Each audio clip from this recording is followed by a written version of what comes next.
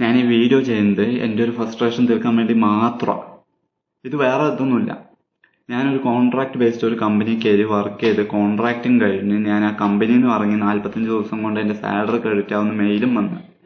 Okay, ഇതിപ്പോൾ 5 മാസം 6 മാസം വരെ എനിക്കിപ്പോഴും സാലറി കംപ്ലീറ്റ് കയറിയില്ല. ഇവന്മാരൊക്കെ എന്താ ചെയ്യേണ്ടത്? ഇതും പറഞ്ഞ് ഞാൻ എൻ്റെ കൂടെ വർക്ക് ചെയ്ത ടീംസിനെ കോൺടാക്ട് ചെയ്തപ്പോൾ അവന്മാർക്കും സാലറി കംപ്ലീറ്റ് കയറിയില്ല. ഓരോരുത്തന്മാർക്ക് ഒന്നും കിട്ടിയില്ല. ഇവന്മാരെ എന്താ പറയാ, എന്തേലും പറഞ്ഞാൽ അതിന്റെ ഈഗോയിൽ പിന്നെയും സാലറി പിടിച്ചു വെക്കുക എന്നുള്ളൊരു ഇതുകൊണ്ട് അവന്മാരിനൊന്നും പറയാനും പറ്റുന്നില്ല. സെയിം ടൈം എന്താ പറയാ, എന്താ ചെയ്യേണ്ടതെന്ന് അറിയില്ല. ഇവന്റെ ക്ലയന്റ് ഇവന് ക്യാഷ് കൊടുത്തിട്ടില്ല പറഞ്ഞിട്ട് ഞങ്ങളുടെ സാലറി പിടിച്ചു വെച്ചിരിക്കാം. ഇമാര് ബോസ് ഉണ്ടെങ്കിൽ എന്താ ഞാൻ ചെയ്യാം? നിങ്ങൾ പറ ഗൈസ്, നിങ്ങൾ കമന്റ് ചെയ്യും.